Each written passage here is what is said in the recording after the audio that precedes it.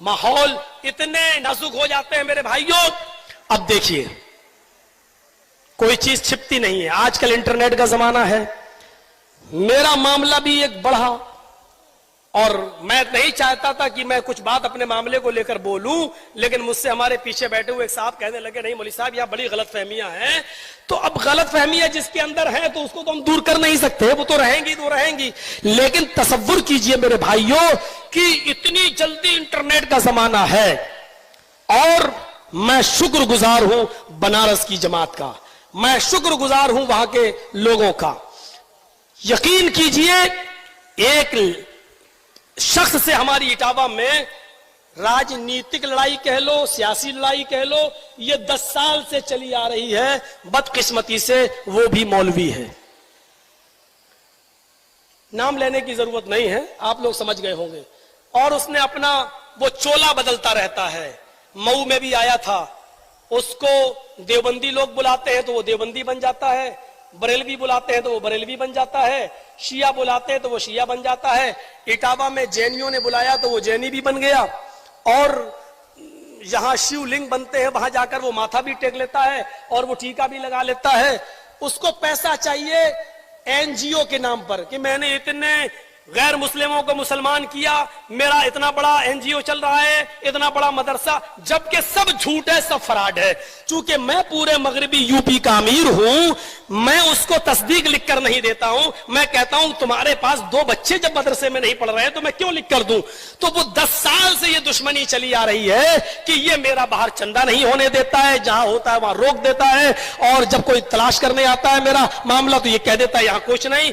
तो बहुत से मामलात में उसने हमें फंसाना चाहा, लेकिन जब कोई दाल नहीं गली तो उसने बनारस की एक लड़की को, जो दिमाग से पागल है, 6 साल से उसका दिमाग का इलाज चल रहा है, वो फजर की नमाज पढ़कर, फजर की नमाज के टाइम अजान के बाद वो निकलती है और इटावा का वो मौलवी 4 लोगों के साथ 4 4 व्हीलर यानी 4 पहिए वाली गाड़ी लेकर गोल गड्ढा पे खड़ा हो जाता है और उस लड़की को फोन करके बुलाता है। वो लड़की सुबह फजर की नमाज के टाइम पर गोल गड्ढा पहुंचती है, जलालीपुरे की रहने वाली है, और उस लड़की को टाटा सोमो में अपनी 4 व्हीलर गाड़ी पर बिठालकर इटावा लाता है। और 4 दिन उन 4 लोगों ने उसको अपने पास रखा, करहल, मैनपुरी और इटावा, उसको बहुत सी जगह घुमाया और उसको पढ़ाया, लिखाया, समझाया, उसके दिमाग में बात भर दी और वो उसको यहां भेज दिया ट्रेन पे बिठाकर। और इटावा की पुलिस उसको लेकर आई।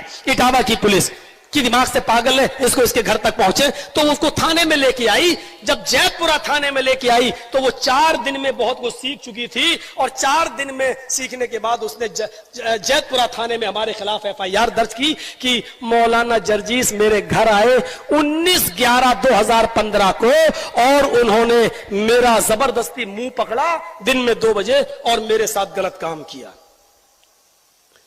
लेकिन अल्लाह जजाए खैर दे उसके माँ बाप को। उस लड़की को एक तरफ बिठाल कर जब उसके माँ बाप को बुलाया तो उसके माँ बाप से पूछा कि तुम मौलाना जर्जीस को जानते हो? उन्होंने कहा कि हाँ, जलसा करने आते हैं, मैं जानता हूं, मशहूर आदमी है। कहा नहीं, तुम्हारे घर कभी आए? कहा नहीं, हमारे घर तो नहीं आए। कहा तुम्हारी लड़की बोल रही है कि मेरे घर पे आए और 2 बजे दिन में 19/11/2015 को मेरे साथ गलत काम किया। तो कहने लगे साहब वो तो दिमाग से पागल है, वो तो कई दिन घर से भाग जाती है और कई मर्तबा भागी है। अभी भी देखिए 4-6 दिन से गायब थी और मैंने इसलिए FIR नहीं की कि वो तो उसकी आदत है चली जाने की। हम मौलाना जर्जीस को बिल्कुल बेकसूर मानते हैं, वो हमारे घर कभी नहीं आए। ये बाकायदा चार्जशीट पर पुलिस ने लिखा है। लेकिन लड़की के दिमाग में भर दिया या पैसा दे दिया उसको इतना।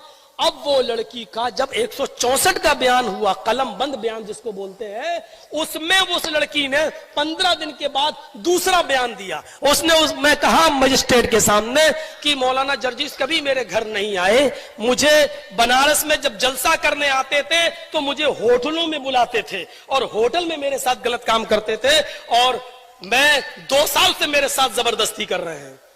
तो जज ने पूछा भी उससे, मैडम जबरदस्ती एक बार होती है, बार बार तो नहीं होती, 2 साल से जबरदस्ती हो रही तुम्हारे साथ? तो कहा नहीं, वो कह रहे हैं हम शादी कर लेंगे और अब शादी नहीं कर रहे हैं। तो बस इस बयान को लिखकर उसने जैतपुरा थाने को अलर्ट कर दिया कि आप जो है तफ्तीश करिए कौन सी होटल थी कौन सी। अब लड़की से पूछा जा रहा है कि कौन सी होटल थी, किस होटल में तुम गई हो, 2 साल से तुम होटल जा रही हो। तो लड़की का बयान है जो चार्जशीट पर लिखा हुआ है कि मैं होटल जानती नहीं हूं, पहचानती नहीं हूं, और अगर मुझे होटल तक ले जाया गया तो मैं होटल पहुंच भी नहीं पाऊंगी। अरे 2 साल से तुम जा रही हो तो होटल नहीं, कहा नहीं मैं नहीं जानती होटल कौन सी थी, मैं भूल गई। फिर उस लड़की का मेडिकल कराया गया तो मेडिकल में साफ तौर पर आया no live and dead sperm seen, जो हमारी चार्जशीट पर लिखा हुआ है, और आगे भी लिखा नो इंटरनल एंड एक्सटर्नल। ना उस लड़की के अंदर कुछ हुआ ना बाहर, यानी वो शादी से पहले जैसी थी वैसी ही है, उस लड़की के साथ कुछ नहीं हुआ। लेकिन मैं अरेस्ट स्टे ले चुका था इन तमाम आधार पर, लेकिन मुझसे मेरा वकील बोला इतना जबरदस्त ग्राउंड, लड़की एफआईआर में कुछ बोल रही है और 164 में ये बोल रही है, होटल का पता नहीं, मेडिकल में, अरे तुम्हें तो खड़े खड़े बेल मिल जाएगी, आ जाओ तुम, कौन है, अरे कैसे तुम चले जाओगे जेल के अंदर। और मैं उस वकील की बातों में आ गया, हालांकि मुझे ना कोई पकड़ रहा था ना कोई गिरफ्तार कर रहा था। मैंने सोचा इस केस को खत्म करें, मुकदमा लड़ें और बाइज्जत बरी हो, लेकिन मुझे क्या मालूम था कि ये सारे काम तो ट्रायल में काम आएंगे जब मुकदमा चलेगा। पहले तो लड़की का बयान ही सब कुछ है, पहले इधर आओ। और जैसे ही मैंने सरेंडर किया अपने आप को, वो मेरे खिलाफ इतने वकील खड़े हो गए, और पूरा विश्व हिंदू परिषद, बजरंग दल, ये सब, आसाराम अंदर जा सकता है तो मौलवी क्यों नहीं जा सकता, ये वो हंगामा ना, दुनिया भर की बातें शुरू हुई। और मैंने अपने पैरों पे खुद कुल्हाड़ी मार ली और सरेंडर होकर मैं अंदर हो गया। अब अंदर हुआ तो फिर हालात ऐसे बदल गए कि 2, 3, 5 दिन में जमानत हो जानी थी, लेकिन फिर इलेक्शन आ गए। इलेक्शन के बाद हाई कोर्ट जब गए तो हाई कोर्ट में दुश्मन ने हमारा एक वकील खड़ा कर दिया। उस वकील ने कहा अरे ये तो बाल ठाकरे के खिलाफ बोले, अडवाणी के खिलाफ बोले, इनके ऊपर तो बड़े मुकदमे चल रहे हैं। वो हाई कोर्ट ने भी मेरा क्रिमिनल रिकॉर्ड मंगा लिया कि इनका क्रिमिनल रिकॉर्ड मंगाओ, उसके बाद देखेंगे। अब क्रिमिनल रिकॉर्ड कोई हो तब तो है, कोई रिकॉर्ड नहीं। हर थाने से मेरे पास नील की कोई थाने में रिपोर्ट ही नहीं है, सारे थानों से नील रिपोर्ट आई। हाँ, कानपुर में एक मुकदमा था मेरे ऊपर 153 का, तो वो मुकदमा उसमें मैं बेल पे छूटा हुआ था। तो हमारे वकील ने बहस की, अरे 153 क्या, आजकल शराबी को शराबी कह तो वो एफआईआर करा देता है, जुआरी को जुआरी कह तो वो एफआईआर करा देता है, तो ये कोई मुकदमा नहीं है, कोई अपराध नहीं है। तो जज ने कहा कि भाई क्या बात, कहा भाई लड़की बालिग है, कह रही है कभी घर कभी कह रही है घर, मेडिकल में कुछ है नहीं, लिहाजा उसने फौरन बेल दे दी मुझे। अब जब बेल मिली मुझे तो अब मेरा दुश्मन फिर चौकन्ना हुआ, अब तो बेल मिल गई, अब तो जर्जिस भी मेरे खिलाफ कुछ ना कुछ करेगा। तो उसने फौरन कानपुर में जाकर मेरे खिलाफ कानपुर का वारंट जारी करवा दिया।